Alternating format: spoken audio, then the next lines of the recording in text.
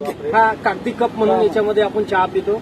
या कागदी कपाच्या आतून प्लास्टिकची एक लेअर असते. ती लेअर आणि कागद बांधण्यासाठी बिपेन नावाचं केमिकल वापरलं जातं. हे बिपेन नावाचं केमिकल कॅन्सरला निमंत्रण देतं आणि भारतीय शास्त्रज्ञांनी सांगितलेलं आहे. आता बरेचसे लोक म्हणतात हा तर कागदी कप आहे, याच्यामुळे काय होणार आहे. तर एका कागदी कपात चहा पिल्यामुळे 25,000 मायक्रोकन प्लास्टिकचे आपल्या पोटात जातात एकदा पिल्यामुळे. दिवसातून जर अशी 4 वेळा चहा पिली तुम्ही या कपामध्ये तर 1,00,000 मायक्रोकन प्लास्टिकचे आपल्या पोटात जातात. ते गेल्यामुळे तुम्हाला 100% कॅन्सर होतो म्हणजे होतो, त्यात काही दुमत नाही. आणि तुमच्याकडे जर समजून घ्या कॅन्सरचा इलाज करण्यासाठी करोडो रुपये असतील तर आपण नक्की घ्या, काही हरकत नाही.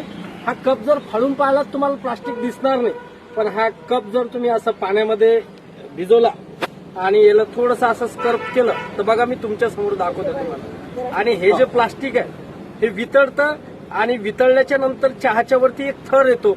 आपल्याला असं वाटतं की हा पत्तीचा थर आहे का, चहा घट्ट झाली म्हणून थर आला का, दूध साईचं होतं म्हणून थर आला का, असं आपल्याला वाटतं. तर ह्या सगळ्या गोष्टी बोलायचा भात बोलायचा कडी आहे. बघा आता हे जर प्लास्टिक वितळलं आणि हे तुमच्या पोटात गेलं, दिसतं याच्यामध्ये तुम्हाला हे ट्रान्सपरंट प्लास्टिक आहे.